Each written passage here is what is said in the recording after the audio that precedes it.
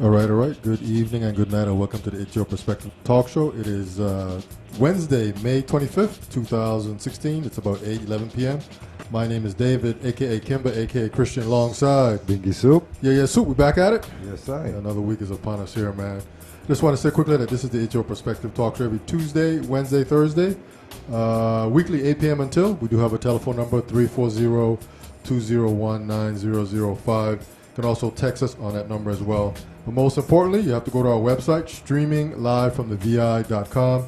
Go to our website and click on the tab that says Watch Us Live, and you'll be able to see the show tonight because we do have a special guest in the studio tonight. We also have email, streaminglivefromthevi@yahoo.com. If you're too shy to call or text, hit us up with an email there as well. We're in a high-tech, low-tech studio, coming to you from an undisclosed location here in St. Croix, Virgin Islands. No radio or TV, internet only. Get your iOS, your Android, your iPad, your tablet, your Mac, or your Windows PC. Open up your browser and type in streaming live from the VI.com. You'll be able to see the show tonight. All our recorded live shows are on YouTube and Ustream. Search for our channel. It's Your Perspective Talk Show. Well over 300 shows. And just continuing to blaze a trail there, Soup? Yes, sir. 2 Facebook pages. Definitely want to give a quick shout out to CHS class of 1982. Big ups to that whole entire entourage. If you're out there listening to us tonight, please give us a call. Let us know how you're doing and what you've been up to. But most importantly, Soup, to all our past guests, thanks for being on our show, and thanks for believing in what we're doing here. We're on Twitter. Tweet with us at VI Perspective. We're moving straight forward and up. The show's mission is just to inform, entertain, and empower everyone. And definitely want to give a quick shout out to our sponsors, Maggie's Party Decor and Supersonic Computer Services. Check out the contact information for our sponsors on our website, streaming live on the VI.com. And Soup, before you bless that mic, Soup, I just want to say real quick, man, that hurricane season is about to start. It's coming up here June 1st, so I guess maybe next week we'll start with the what we used to do in the past, Soup. Yes. We'll run through that. The do's and the don'ts, and make sure you're prepared, and the supplies and all that kind of PSA stuff that we used to do back when we first started the show. Well, Soup, you ready? Yes, sir. Bless that mic, man. All praises be to the Almighty. I'm reading from Speeches of His Majesty Haile Selassie I, and he's talking about African Liberation Day. Everybody know today is African Liberation Day, and in the Virgin Islands we celebrate African Liberation Week. The first conference of independent African states was held in Accra, Ghana on April 15, 1958. It was decided then to celebrate this historic day as African Freedom Day. Until recently, April 15 was celebrated throughout our continent as African Freedom Day. The African Unity Charter was signed 2 years ago today. Within this brief period, much has been accomplished that augurs well for African unity. In accordance with a resolution of the First Assembly of African Heads of State and the government held in Cairo last year, the headquarters of the Organization of African Unity has been established here in Addis Ababa. On its Secretary General, His Excellency Dr. Delelo Tilly of Guinea. The organization is successfully discharging its responsibility and commitment. The Ethiopian people who have struggled and made untold sacrifices for their independence and freedom for thousands of years. And independence has been a beacon of all for all Africa today. Celebrated this day together with all Africans by consolidating their freedom and independence with the freedom and independence of the African brothers in the spirit of modern Ethiopianism. This year, 2 sister African states, Zambia and Gambia, have won their independence, and they have joined the family of independent African states. We share their joy, and we extend again, as we did on the occasion when they won their independence, our sincere felicitations. We are anxiously awaiting the day when those Africans in the independent territories break the shackles of foreign tutelage and become masters of their own fate. On this solemn day, all of us must pause and remember the plight of our African brothers who are under foreign rule and who are desperately struggling to win their freedom, their basic fundamental human rights. One love, all praises be to the Almighty. Yes, Soup, thanks for blessing us with those words from His Majesty. Soup's been blessing us from the very beginning, April of 2014. And as promised, we do have a special guest in the studio tonight. There she is. Wave to the crowd. Yvonne Petersen is in the studio. evening. She is representing the Virgin Islands Developmental Disabilities Council. How are you this evening? I'm fine. Doing good? Yes, I am.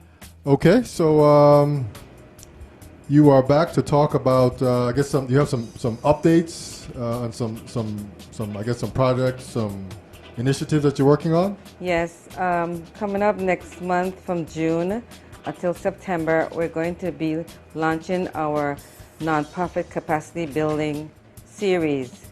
And what that is that the DD Council, for sure, was the Virgin Islands Developmental Disability Council, we call it the VIDDC, has a mandate to initiate and develop and launch a territory-wide sub-advocacy organization.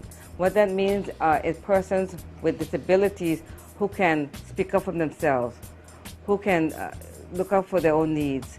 And our job is to build the leadership skills to do that.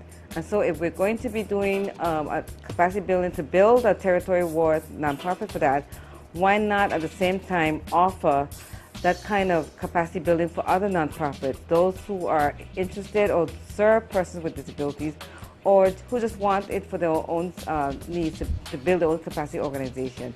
And so we're going to do 6 workshops in St. Thomas, St. John District, and also in St. Croix District.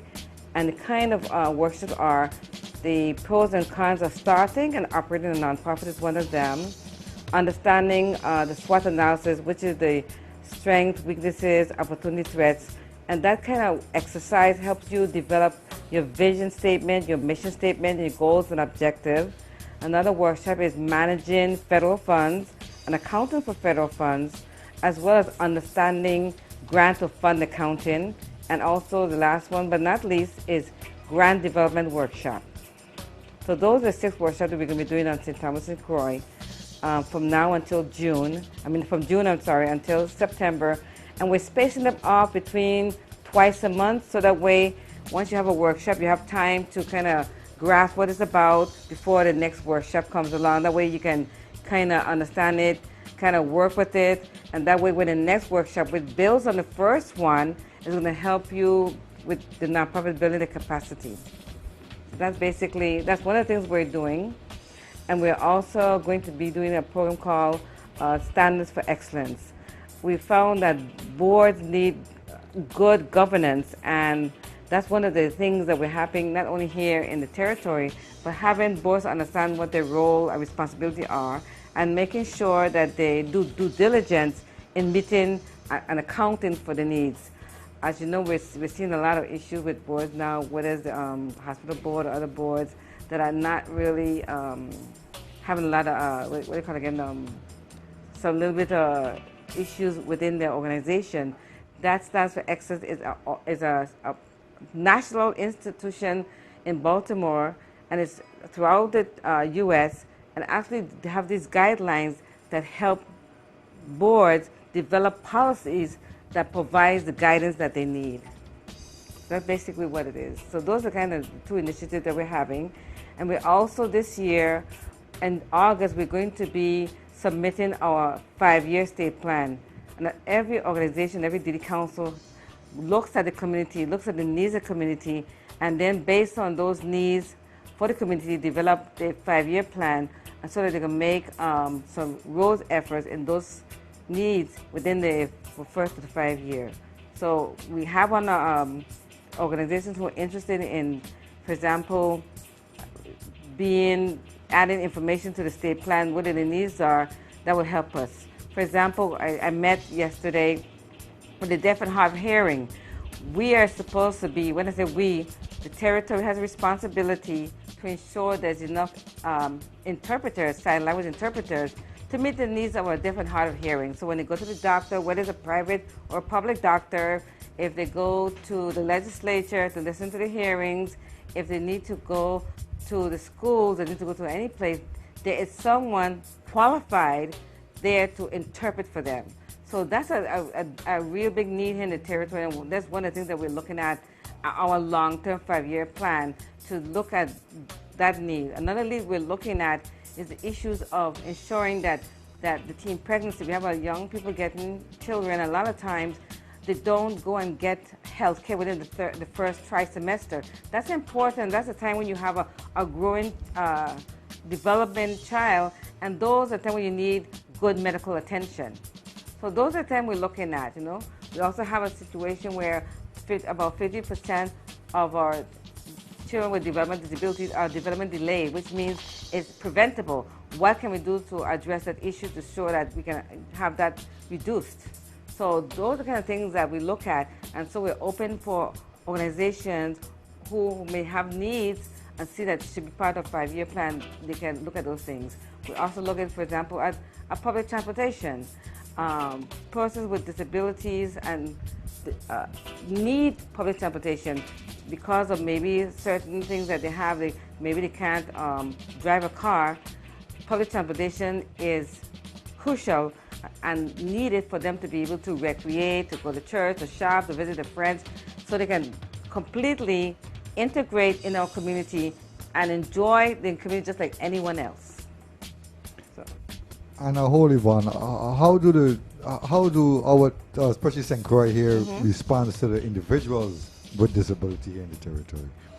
And what I mean that is like, are they accepted? Are they looked upon, disdain, or what is the whole climate of the disabled in our community here right now? Yes. From some of the discussions and even today, we're finding that our disability population is not as integrated as it should be. When you find them with work that's really most menial work, you don't find a lot of them in very high positions. Also looking at, maybe in the past, we're looking at now too, is that have they really gotten the kind of services that they need so they can be more finding better jobs. When you have the autism conference, you find that the people, the guest speakers that they bring here, from kindergarten, they start to prepare those individuals for self-determination, be able to be independent. And I think we need to do much more than that. We need to have more experts in the school, in special education, for speech pathologists. We need to have better behavioral plans so that the children, when they come into the junior high school and high school, and the transition to work, the transition to post-secondary education, the transition to vocational education, they don't transition to home. So I think there's a need for that, and I don't think they have, from what they say, they're not really having the support that they should have, so they can be more integrated in our community. Is there a mandate from the government or from the federal government stating that we're supposed to make sure that these individuals are become a normal person like within our community too? Yes, right? we have. We have what's called the Developmental Disability Assistance Act of 2000, which is primarily to ensure that persons with developmental disabilities are integrated in a community, and they can choose for themselves what they want to be, where they want to live, and what they want to do. And we're finding that that is a mandate for the federal government, and that's what you have what you call the DD network. It's made up of the DD Council, which is the organization I'm in charge of. We have the Disability Rights Center, which is our legal arm, and we have the University Center on Excellence on Developmental Disabilities, which is via USAID. That's the educational arm.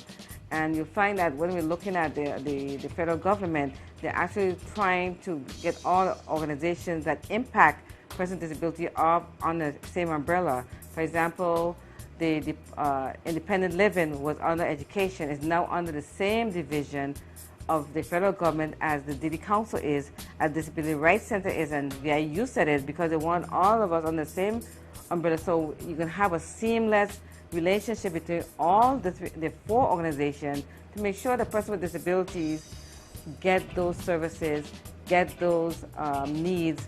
We can advocate for them more effectively. We can do system change issues. So when I look at system change issue, what I'm talking about is we look at a system and see where there's gaps in the system and address those for persons with disabilities. Yeah. Is there a difference with disability and developmental disability? Yes, the difference is developmental disabilities as a disability that manifests itself between the ages of 0 and before 22. So let's say someone had an accident on a skateboard or motorcycle something, and they got with a mobility, they no longer walk, they're in a wheelchair. They're not a developmental disabilities. It's a disability because it's based on an accident. Developmental disability has to be based with, where it manifests itself. Someone who, like cerebral palsy, or someone with different, let's say, autism. That's a developmental disability. Someone even with hearing is a developmental disability based on when they lost their hearing or when the hearing has been deficient. Some of this is genetic, so that'll be a developmental disability. With someone who lost their hearing because of, let's say, age, as they get older, that's not a developmental disability. That's part of the part of the aging process. Right. So it really depends on what it is they got it, and it will depend on.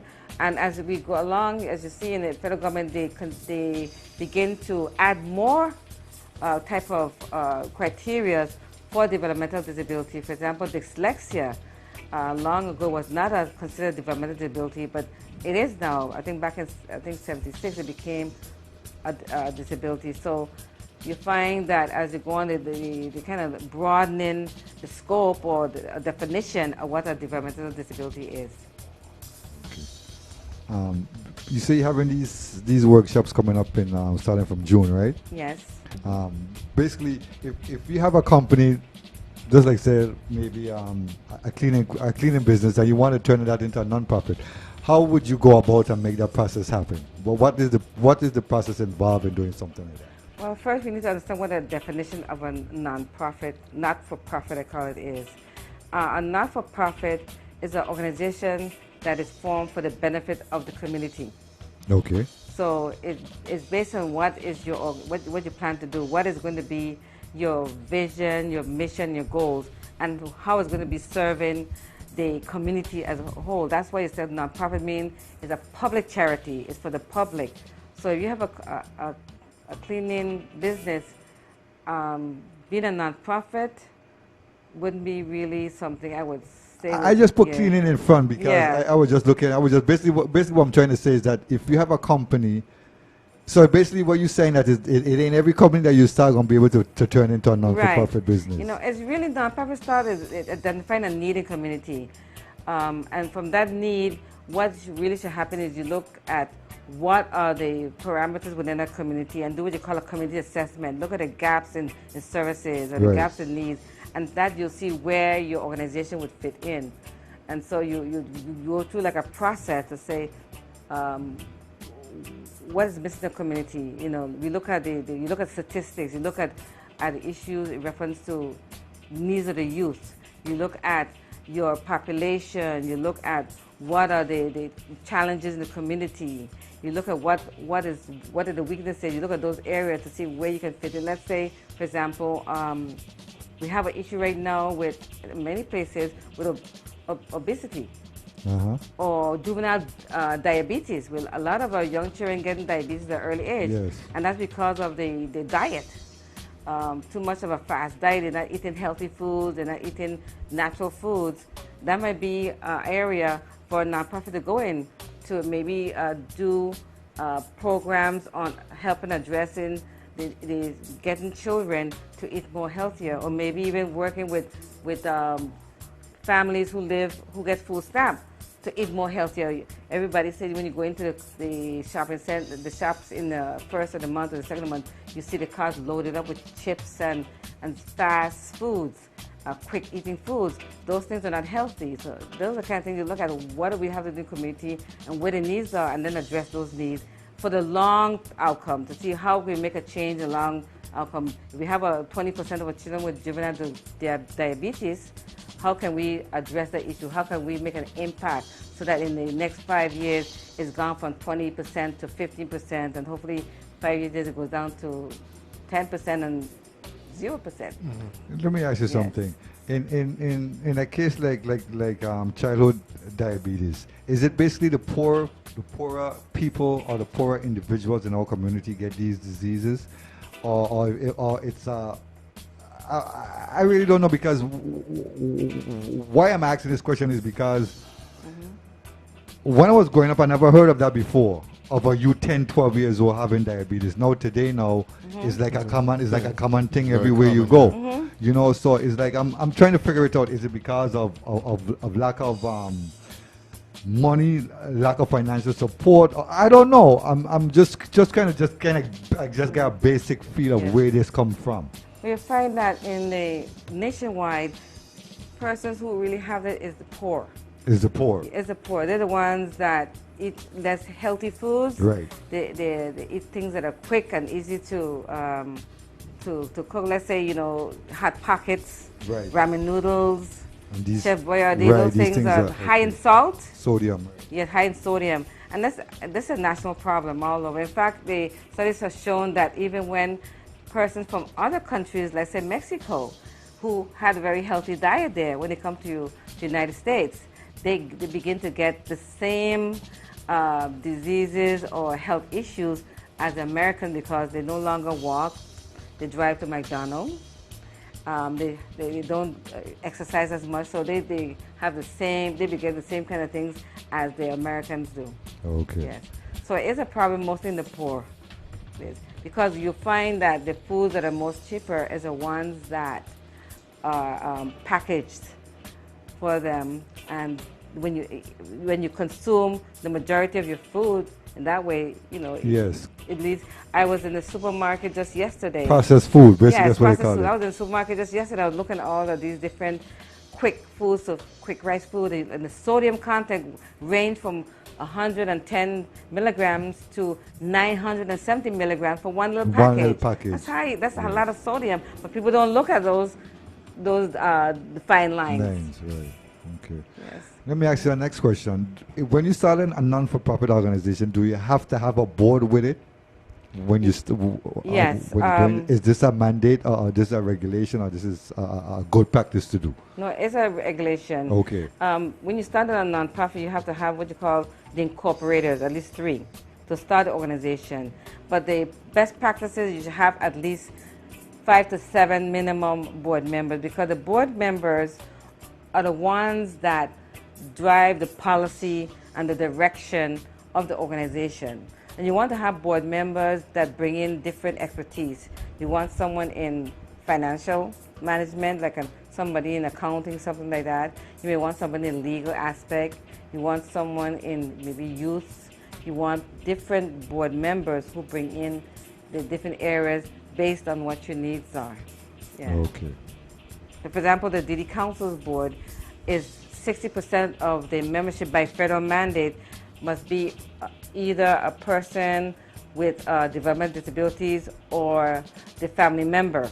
So they make up 60% of the board. So it means that 60% of the board, the decision making is on the individual with disability or the family members. The other 40% by federal mandate is organizations that impact or get federal funds that impact those individuals. For example, special education, vocational rehabilitation, independent living, you said, Disability Rights Center. Those are other council members that make up the board. So the council or the board, what they call it, a council board, you should have it, because they're the one that drives how the organization meets its mandate or its vision and its mission statement. Yeah. Do you have any idea how many non-profit or not-for-profit organizations we have here in the Virgin Islands? I think it's between, the last time I remember, it was between 200 to 300. Oh, really? Okay. Yeah. So what do individuals generally do? They do LLCs, or they do like not-for-profit? Well, the nonprofits are, LLC would not be a nonprofit.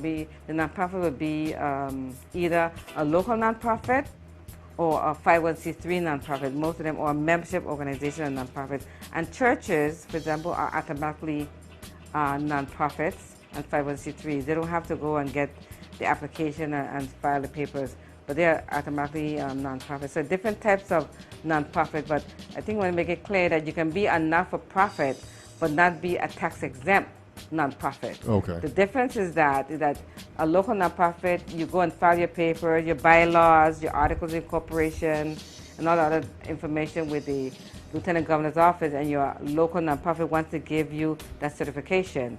But if you want to be a 501c3, which is a tax-exempt nonprofit, you take those documents that you file with the local office of whether the state or local Lieutenant Governor's office, and you apply to the Internal Revenue Service to become a tax-exempt nonprofit. And the difference is that when you're tax-exempt, someone gives you a donation, that donation can be written off on their tax return. Mm-hmm. Okay. Real quick run through again, just in general, the training that you have coming up in June. You said June until June to September. From June to September, there'll be 6 capacity building workshops, 6 on each island districts in Thomas and John and then on St. Croix. And they're generally capacity building workshops that build the basic framework for nonprofits, the pros and cons of starting a nonprofit or operating a nonprofit, grant development workshop, managing and accounting for federal funds, how to understand fund and grant accounting, which is different than regular accounting. Okay. You'll find that when people think about accounting, when you're doing accounting for nonprofits, it's different than regular accounting, and you'll find that there's not a lot of CPAs or accountants understand fund accounting. Mm-hmm. So that's a specialized field. Okay. So that's why we have that course, so people can understand what the difference is when you're managing federal grants or any kind of nonprofit grants. Okay. Yeah. So are special people coming in to do the training, or is this all like training by locals? How's that work? The ones by locals. Locals, okay. We have some of the training done by a local consultant that we use to help the lead council itself. Okay. In the reference, and they have background in managing federal funds. Okay. Have a background in Office of Management and Budget, which is Office of Management and Budget in every state, and also here is the one where federal funds go through and filter through, and they kind of have the understanding of managing federal funds and all the guidelines and policies. So we have other organizations. We're working with Beyond Visions, who's going to be working with us to do some of the workshops.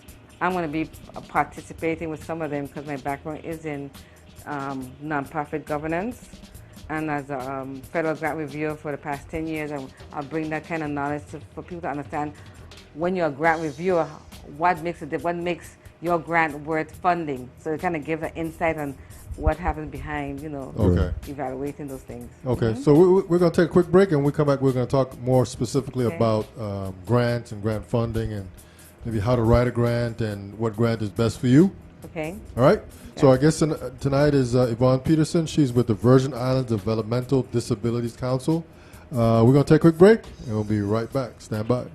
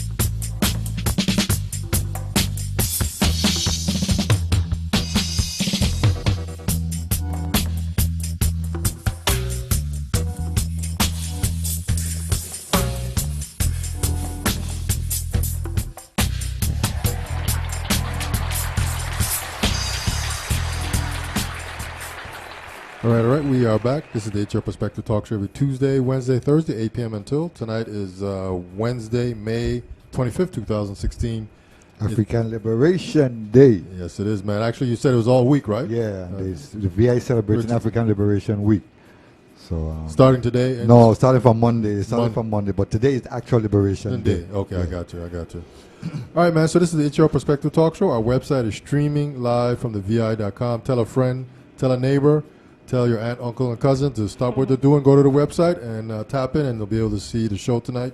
Our guest tonight here is Yvonne Petersen. There she is. Wave to the crowd one more time. You are live and direct, reaching out to all corners of the universe. So you were just mentioning there that you're having a workshop coming up starting in June to September. But right. I guess one of the things that is going to be part of the workshop is grant writing, understanding grants and I guess the do's and the don'ts. So tell us, in general, what is a grant? And then how you apply for one. How you apply for one. What type of grant people should apply for. The process of getting one. Is it for everybody? Just kind of give us some quick insight into all of that. Well, a grant, when I say grants is funding that an organization provides for the entity to further their need. When I do writing works, that says is the organization, the foundation give money? No, they don't. They give funding to support their interests. So grants are really to further the interests or the needs of the grantee, the grantor, who's the person who gives the money, and the grantee is the one who receives it. So grants are mostly for nonprofits and for 501c3s also, but also money, when you think about different funds, for example, the federal government, which I'll focus on, they give grants to nonprofits who are 501c3, nonprofits who are not 501c3. Some of them give to businesses, small businesses, to educational institutions and different areas, and it really depends on what it's for. I find that in reviewing grants through the different administration, the Bush administration, the Clinton administration, now the Obama administration, you see them going through based on that administration, how they look at grants. For example, a lot of the grants I'm seeing now are large grants. They are sometimes up to 5 years. If grants that are especially dealing with the issues of youth. Right. Okay. And what I'm finding now in the new grants is that they look for capacity building now. A lot of grants, let's say if you got a grant from the federal government, you have to start the grant right away. That's changed. They understand that if you get a grant, it takes time for you to build your organization. You have to hire people, you have to train them, you have to set up the structure. So sometimes you get a grant and you have at least 6 months, sometimes up to 9 months in order to prepare yourself for the grant. And what they're looking for a lot now is a lot into evaluation, making sure that your grant is going to do an outcome, is going to have an effect on what you're doing. One of the things I see here, for example, we have grants here. You have the Community Block Grant Program. You get grants to the foundations and from different entities. And you have a lot of nonprofits competing for a small amount of money. Let's say, for example, the Community Block Grant, it might be $300,000, but you probably have 3 times as much organization applying for that money. And the reason why we're looking at capacity building is because you want your organizations to look from just not inside the territory alone for grants. You want them to be able to compete for grants outside. Right. And those grants have more requirements for it. They want to make sure that you have a board that is functioning. They want to make sure it's large enough, like at least 7 members. They meet on a regular basis. You have programs that you're doing. You want to be able to evaluate them. And one of the things I think is important, I would stress to many local nonprofits, is start evaluating your programs. Actually do pre and post surveys to see what impact have you have made. Okay, Ms. Petersen, yes? hold that thought. We did get a text here. Let me just read this here. Bear with me here. Okay. This person says, are you or Ms. Petersen aware of anyone heading a VI nonprofit who has earned a BA, MA, or PhD in nonprofit management? That's the first question. Will the VI DDC offer a workshop to help business identify organizations that deserve donations bars on their worthiness and not just on a need because a need exists. Okay. Did you get that? I mean, Yeah, the first question is whether or not you, the PhD, you have to have a PhD in nonprofit. I know anyone that has that in nonprofit? yes. You don't really, not that I know, but you don't necessarily have to have a degree in nonprofit.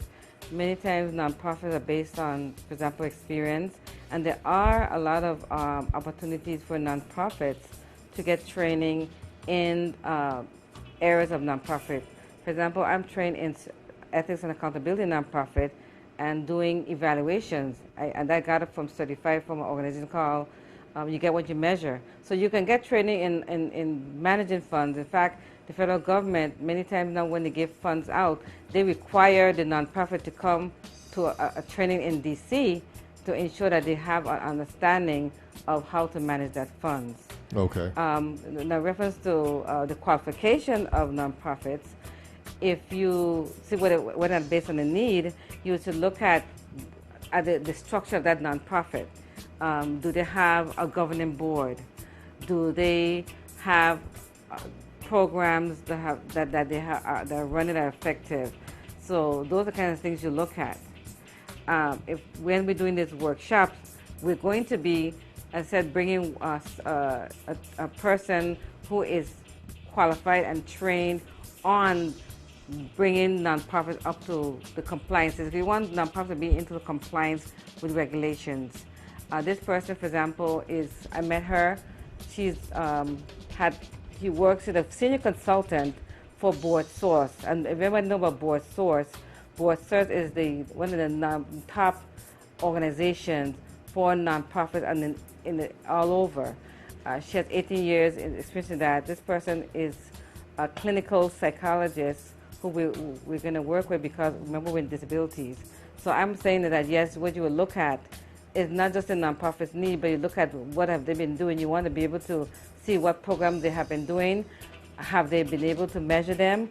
Are they moving towards evidence-based programs to determine whether or not that organization should meet the needs for what you're looking for? Let me ask you something. When you're doing, when you gain any kind of grant funding, when you're doing your evaluation, do you do a pre and an exit evaluation before to see where the organization is at, and afterwards, when you finish, when you close out the program? Yes, you would do like a pre-evaluation, what you call to develop your baseline. And it really depends on the level and extent of the grant. For example, if you're going after federal funds, especially the areas of youth, they have different benchmarks for measuring and evaluating how effective you've been. So you do that baseline, let's say from the time you start the grant, and then a year later you do another survey, or like 3 months or 6 months after the program is over. You do a year later, and you do maybe 2 years later. So let's say, for example, you do an activity with youth for a year, and you just don't stop there. You need to go back and a year later evaluate where those youths are, how have become of them, how effective what you did to them a year ago, what kind of services you offer or those you call it, affecting them. I did a program in 2009 and went back and talked to those youths recently, that's 5 years ago, to see how effective the program was. I talked to the parents, I talked to them, and measured that the information and the program services that they got 5 years ago, 3 years ago, has impacted their lives today. So those are kind of things that you find the trend is they're going toward looking at long-term longevity in your program. Not that you evaluate them now and 3 months later or 1 year later only. They want you to see 2 or 3 years. And what's happening now is that they want nonprofits to do some of it themselves. In other words, invest in what they're doing. Let's say you want to do something on obesity. If you want to go to federal fund, do something now. Do a program now and manage the program, evaluate it, pre and post now, so that if, let's say next year or year after, the federal government comes up with a program to address the issues of obesity or in children, or the needs of juvenile diabetes, you could have said, the nonprofit said, we know something we did here 2 years ago, and this is what the results were, and this is what the activities we did, and we measured them, and this were the effects of what we did. That's what you want to do. Okay. How do we base on giving out funds to an organization? What is the qualification of the organization getting the money for what they need? Well, it really depends on the organization, the grantor, person who's giving the funds. They will look at different criteria. And I'm using the federal grant because they have the highest, they just about have the highest standard. Right. And they look at different things like, they look at your geographic area. They look at who you're serving, who your target population, and see whether or not that target population is similar or equal to the target population that they want to provide services for. Then they look at your organizational capabilities. They look at your organization, they look at your resumes, they look at your bios.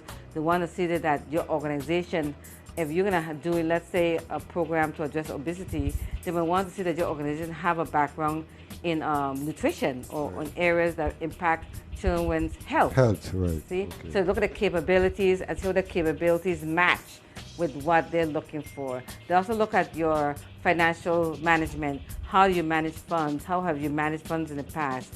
What procedures you have in place? What are the qualifications of your financial manager? Do they have a background in accounting? Do they have a background in understanding fund accounting? Who approves your funding? Who approves checks?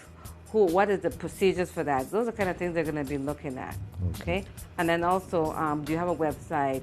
How do you market nowadays? Because you have a lot of youths who are into media, and how do you go market them? What kind of social media are you going to use? You can't do things like you did before, where you just give out mailing or flyers. Flyers, yeah. Yeah, they want you to see that you're in Facebook, and you're in the different Twitter and hashtags, because that's where if you're marketing to youth, you have to have those things in order to meet to Yeah, those are the kind of impact. things that they're in tune to, these hashtags. Exactly. So they look at how you look at how you market yourself. How do you attract the clientele or the target population they want, and then also how you can retain them. A lot of times we have attrition where children go in program, and next thing you know, they drop out and they don't stay. They want to make sure that you have things to keep them there. So let's say you're doing a program on obesity. They don't expect you to just talk about don't eat this and don't eat that. They want you to give more what you call a well-rounded approach to your program, so that you may not just do talking about eating. You may carry them to the beach, take them out into the beach. Say, let them know what the importance of swimming. Swimming is a very well-rounded exercise that helps your whole body. Things like that. So they want you to look at what you're doing and see how you can manage it in all aspects. From your program directors or your program officers, to make sure you attract the right youth, you're able to keep them engaged, and you're able to measure them from pre, post, and down in the future, whether it's 2 years from now. Okay. We got next question here. They Okay. wanted to know where is the 6 workshops are going to be held and the time. Okay, the workshop's going to be held on St. Thomas. They're going to be held at the Royal L. Snyder Hospital, and that's on the 2nd floor, across from I think the main administration office. And the workshops are going to be from 8:30 to about 3:30, 4 o'clock, because they're all day, because we try to not only cover a lot of area, but also have a lot of engagement, a lot of conversation, a lot of dialogue, so people can ask questions. And St. Thomas, I said they're going to be at that hospital, and they're going to be from June 7th, and they're going to be again in another one in July, 2 in August, and 2 in September. On St. Croix, they're going to be at the education complex, which is right behind of the court. The curriculum center? Yeah, mean? curriculum center, Okay. yes. Okay? Same times? Yes, the same times. Okay. So roughly 8 to 4-ish. Right, 8:30, we have a registration.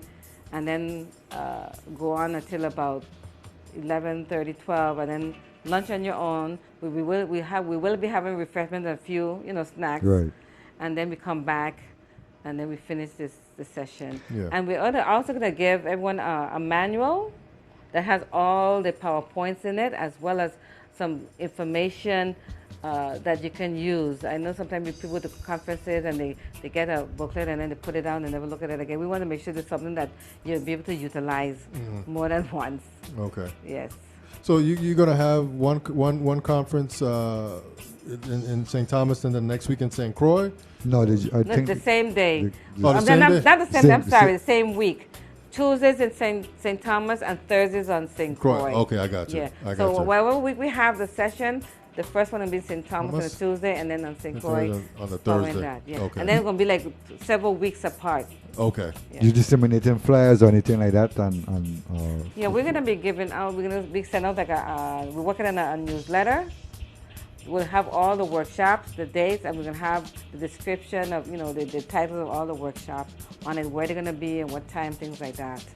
And so if someone's interested, they can email us at viddcouncil, that's COUNCIL, @gmail.com, and they can call us at our office, hopefully it works, 773, which is Human Services, 773-2323, extension 2137. But the best way to get us really at most reliable way is the email address viddcouncil, COUNCIL, @gmail.com. Okay. is there a fee for these? just gonna ask- is there a Okay. fee for these Question. workshops? Okay. Well, we are focusing on, we are doing these workshops to build a self-advocacy organization for individuals with developmental disability. And since we're doing that workshop, we want to open it up to other organizations. Now, if the organization is interested in emerging and serving individuals with disability or plan to, then we invite them at no cost. However, we have to pay for different things. It costs us to do a workshop. Those who are interested in attending all the workshops is normally like a $75 fee, which is nothing because you get a booklet as well as the information you can use. Right. I've gone to workshop and grant writing before in the mainland. It costs you $200 for the day, and all you get is a glass of water Right. and a book. Right. So that's nothing. And some people have been asking whether or not they have to come to all the workshops. They don't have to.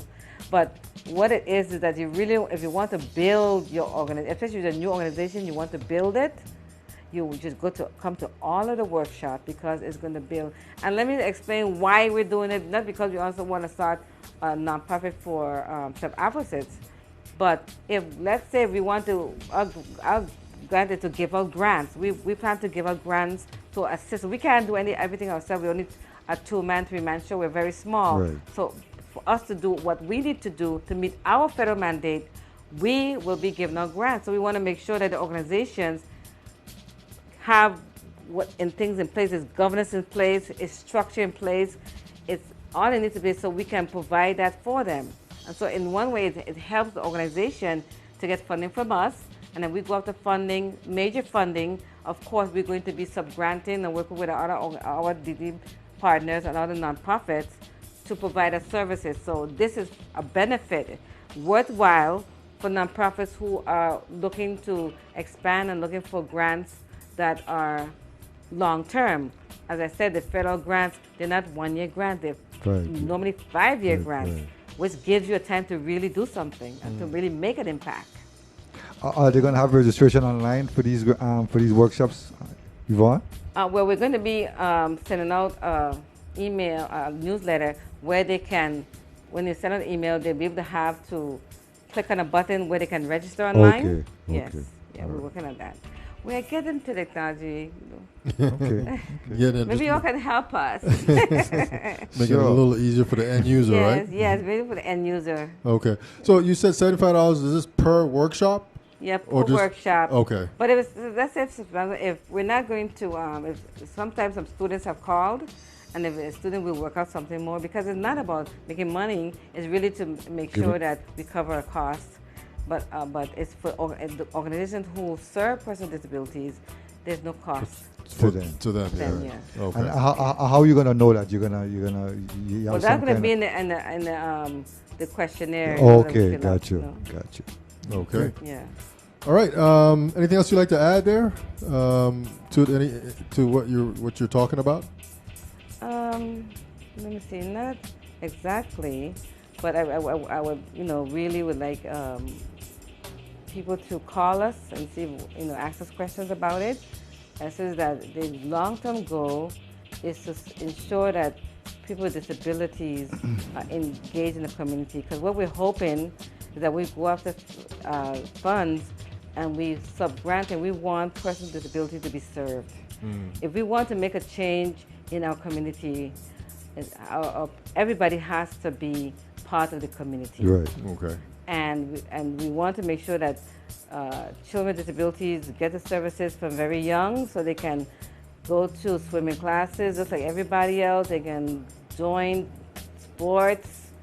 They can do everything like that, and the parents can get learn how to advocate for the needs of the children, and get IAPs that really make a difference.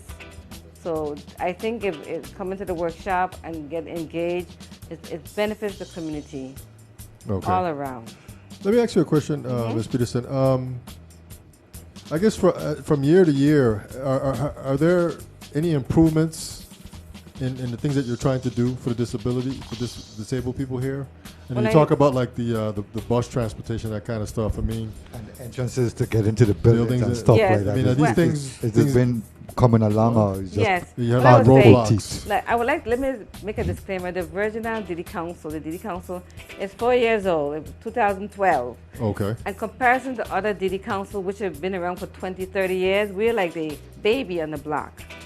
And so we have a long way to go, but we have been making some very inroads. For example, with the Vitran, when we did a policy on Vitran, when we did a policy, the organization is driven by policies. We develop a policy, and the policy developed the framework of what we will do. So we did a policy on what we expect the public transportation system to be in the Virgin Islands. We want it dependable, we want it to be reliable, and we want it financially sustainable. right? So what we did is that we did what you call a secret shopper. We trained individuals from all 3 islands, St. Thomas, St. John, and St. Croix, and they actually went on the buses at 6 o'clock in the morning on all 3 islands, on all the routes. And we looked at the whole bus system, from walking to the bus stop to getting on the bus and getting off the stop. And after that, we did a 54-page report. And that report went to the legislature and also went to Department of Local and the Federal Department of Justice. And that was a major change, because the first time in the territory, bus drivers were announcing stops. That has never happened before. Yes, sir. So that's a major issue because of 80 compliant. And what we did, we actually went to the bus and we taped the bus route it was just a black screen. Right. All you heard was the bus stopping, you heard the beeping, you heard the people buzzing, and we said to them, we did a training with the bus driver. We have been training the bus drivers ourselves, the State Council and Rehabilitation Council, the Disability Rights Center, and VIU said we have been doing training with the bus drivers. But what we did, we played a tape. We asked them to name the bus stops. They couldn't, because they couldn't say anything. It was just a black screen. And you say, well, that's you get it?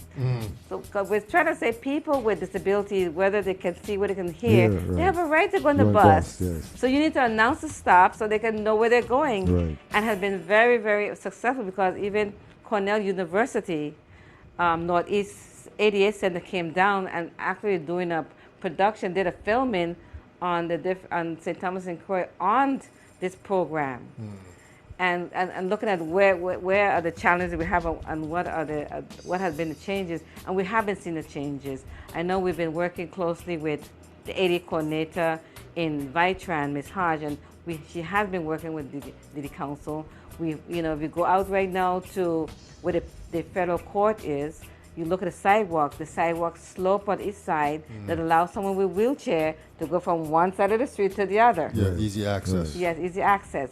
We've seen where there's some places where you have the blue path, which is for the disabilities, but yet when you get on the other side, they can't get up. Right. You know, so we're looking at those things there have been changes. There has been improvement in Vitran. There needs to be more. And we'll be working with Vitran. We're working for the Center for Independent Living. We're hoping to work also to be as part of the monitoring. There is a litigation going on between the U.S. Department of Justice and Vitran for ADA compliance. And so we want to be part of that. We want to have persons with disabilities be part of what you call an advisory group to make sure that their needs are met and making sure that the system works for the people. So we have been seeing some improvements in that. Today people are asking me about what we're doing with the schools. We have been to, I think it's called something Quest, Mini Quest, and we've listened to the teachers. And we're now developing a library of videos and things on autism, on different disabilities, because one of the things we found out that the teachers said they don't understand, they don't have enough training on what the different autism spectrum, they don't have a training on functional behavioral plan, things like that. So we want to make sure that we have the resources in areas that can help that. The VIU said, you know, they assistive technology, they have the resources to help persons in that aspect. So we were working to get a DD network, which is a DD, different organizations are working together, and we plan to work closer together to do those needs for persons with disabilities in our community. So there have been, even though we've been around for only a couple of years, there has been some improvement in Vitran. We are working on other areas. We've been working with the Disability Center in doing training in the housing communities on issues that impact children with disabilities. We did a video on including Samuel, which is showing that children with disabilities need to be with other kids of their ages.